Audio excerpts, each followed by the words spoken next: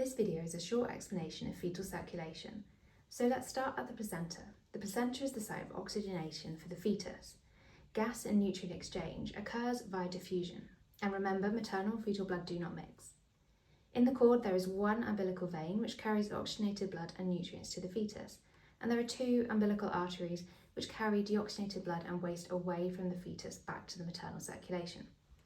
To help explain the fetal circulatory system, I'm going to trace the oxygenated blood flow through the umbilical cord up towards the ductus venosus, which is the first shunt.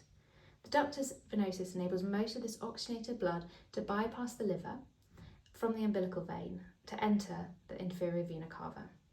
In the inferior vena cava, this oxygenated rich blood mixes with deoxygenated blood returning from the lower body. This mixed blood then flows into the right atrium of the heart.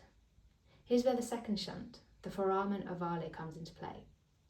The more oxygenated portion of this blood is directed across the foramen ovale into the left atrium. From there it passes into the left ventricle and is pumped into the ascending aorta. This ensures that the brain and upper body receive blood with the highest oxygen content. Meanwhile, deoxygenated blood from the superior vena cava also enters the right atrium. This blood flows through the tricuspid valve into the right ventricle and is then pumped into the pulmonary artery. Because the fetal lungs are fluid-filled and have high resistance, only a small amount of blood goes into them. Instead, most of it is diverted through the third shunt, the ductus arteriosus, which connects the pulmonary artery to the descending aorta. Now the descending aorta carries this mixed, less oxygenated blood down towards the lower body. And the return pathway follows the internal iliac arteries and then into the two umbilical arteries. From there, the deoxygenated blood returns to the placenta, where waste products are exchanged for fresh oxygen and nutrients. Blood is easily returned to the placenta because it's a low pressure system. There are some overarching concepts to be aware of. So the fetus exists in a state of relative hypoxemia, which means it's a low oxygen saturation to an adult, compared to an adult.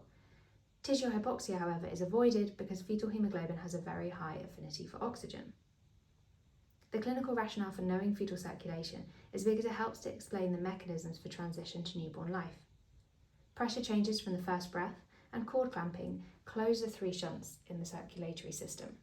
Stimulating a first cry is therefore an essential first step in resuscitation.